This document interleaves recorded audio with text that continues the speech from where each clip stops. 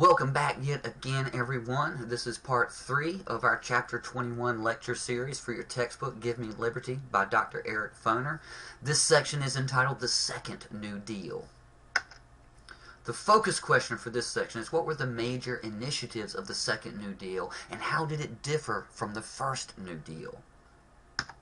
The Second New Deal focused on economic security against unemployment and poverty, as opposed to many of those measures of the First New Deal, which advocated for direct government intervention into business and industry, many of those policies which had been deemed unconstitutional by the Supreme Court.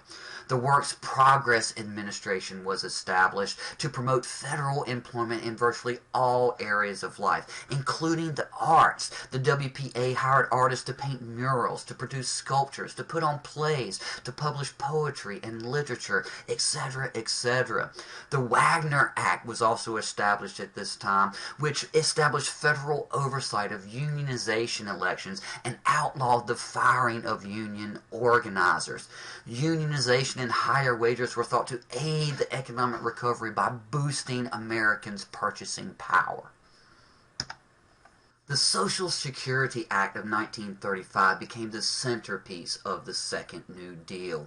The Social Security Act provided unemployment insurance, old age pensions, and aid to the disabled, the elderly poor, and families with dependent children.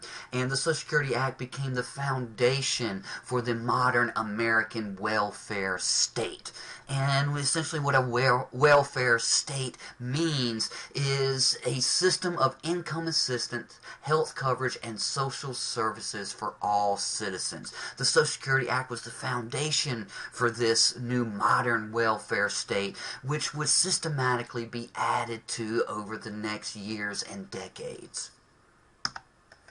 The Social Security system established by the Social Security Act emerged as a hybrid of national and local funding, control, and eligibility standards.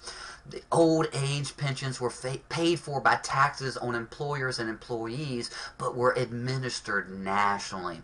There were other programs that were part of this broader welfare state that was being established at this time, but they were highly decentralized, varied from place to place, depending on the state, depending on the locality, and not all Americans qualified. However, all of these programs were still a dramatic departure from the traditional functions and accepted norms of the government, especially at the federal level. That concludes part 3 of our Chapter 21 lecture series. That one was short and sweet, I know. As always, study hard, and I'll see you soon.